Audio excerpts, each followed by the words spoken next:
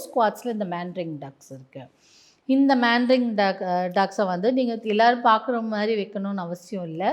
நீங்கள் உங்கள் கபோர்டில் கூட வச்சுக்கலாம். ஆனால் பெட்ரூமில் வைக்கணும். ஆனால் அடிக்கடி பார்க்குற மாதிரி இருந்தால் நல்லாயிருக்கும்ல. ஸோ அந்த மாதிரி வைக்க முடியாதுங்க, எங்கள் வீட்டில் மாமியார்லாம் கேட்பாங்க என்னதுன்னும்போது கொஞ்சம் மறைவான இடத்துல வச்சுக்கலாம், ஒன்றும் தப்பு கிடையாது. அப்போது பெட்ரூமில் என்ன பொம்மை வைக்கணும், பெட்ரூமில் என்ன பிக்சர் வைக்கணும் அப்படின்னு இருக்குது. வீட்டில் எந்த பிக்சர் வைக்கணும், ஹாலில் இந்த மாதிரி பிக்சர் வைக்கணும் அப்படின்ற ஒரு சயின்ஸ்.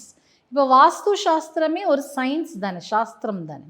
ஸோ அந்த மாதிரி ஒரு சயின்ஸில் இந்த பிக்சருக்கு இந்த ஆற்றல் உண்டு, இந்த அனிமலுக்கு இந்த மிருகத்துக்கு இந்த ஆற்றல் உண்டு அப்படின்னு ஒரு சயின்ஸை, ஒரு ஜாமெட்ரிக்கல் இப்படி யந்திரால் எப்படி நம்ம ஜாமெட்ரி ஃபிகர்ஸ் போடுறோம், ட்ரையாங்கிள்ஸ் போடுறோம், ஸ்கொயர் போடுறோம், சர்க்கிள் போடுறோம், அந்த மாதிரி எல்லாம் வட்டமோ இல்லை முக்கோணமோ எல்லாம் அதுக்கு ஒரு மீனிங் இருக்குது இல்லையா.